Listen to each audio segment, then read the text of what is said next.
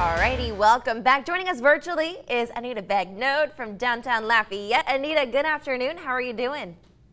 Hi, I'm doing great, Taylor. How are you today? I am doing well. So I want to know everything that's going on in downtown Lafayette. We were talking during the break. There's a lot of infrastructure improvements on the way.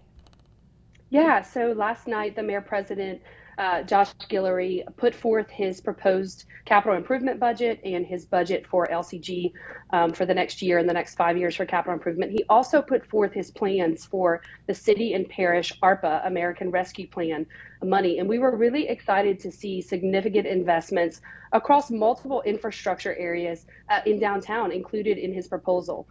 One of the biggest ones was drainage. You know, we talk a lot about small businesses who are impacted by flash flooding that we've seen over the last number of years since the flood of 2016.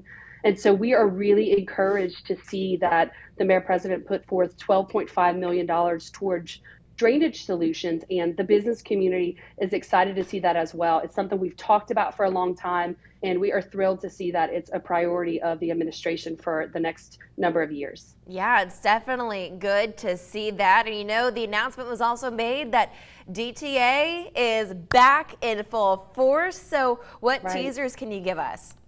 Yeah, so I'll give you a couple clues. If you want to shuffle on downtown on Friday nights and take my hand and dance with me, you might learn a little bit about coming home to Downtown Alive this season. So we are really excited. In about 45 minutes, we're going to release to the community our list of our performers for fall DTA season, all in Park International, 4 Fridays across the fall season.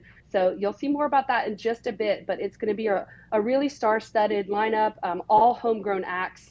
And we just can't wait to be back with the community in the parks celebrating this nearly 40-year tradition. Yeah, I'm excited to have you guys back in action too, because you guys were doing virtual for some time. Yeah, so we haven't had an in-person season since the fall of 2019. And so it does feel like a coming home celebration. And we know that when we bring people downtown on Friday nights for Downtown Alive, our small business community, our retailers, our restaurants, our bars, our music venues really see the fruits of that. And that's what Downtown Alive is about, bringing people downtown to kick off their weekend and support small businesses while they're here. Absolutely. You have about less than a minute left, and I know there's also a lunch and learn coming up on August 10th. What's the details for that? How can people attend?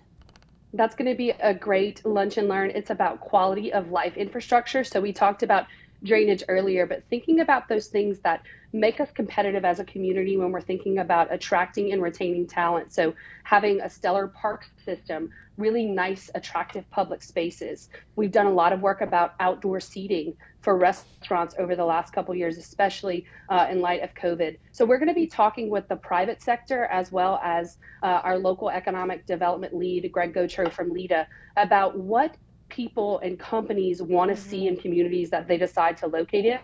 And so you can check out our website, downtownlafayette.org, and go to our events page to get tickets to that lunch and learn. Wonderful. Well, Anita, it was great catching up with you this week. I'm excited for everything that's happening in downtown. Thank you. Thanks, Taylor. See you soon downtown.